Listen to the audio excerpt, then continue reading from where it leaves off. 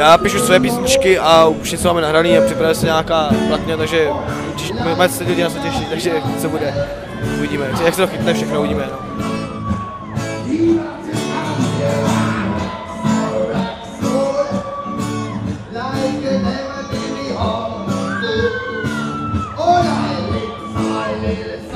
Normálně školu musím dodělat, chodím do školy, takže normálně se vrátí do staré koleji, takže v pohodě.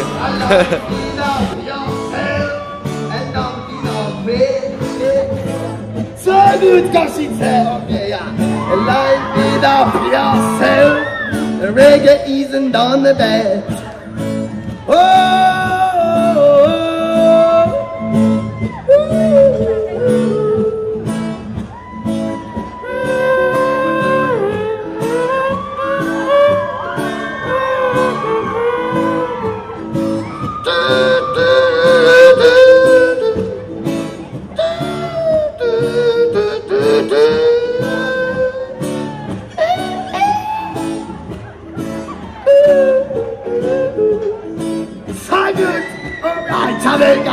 Life it up yourself and don't feel out free.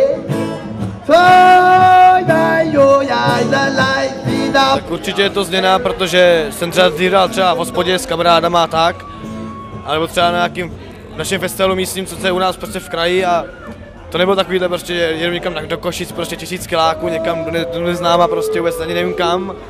Jsem v životě nebyl a je to prostě nový a všechno je jenom poprvé, takže poznávat musím a jsem rád, že ty lidi na mě nezapomněli a že ještě pořád jako o mě vědějí a tak snad ještě budu dělat všechno pro to, aby se měli dobře ty lidi a abych nějakou platňu vydat a aby bylo nějaký reggae, aspoň ještě by byla pohoda.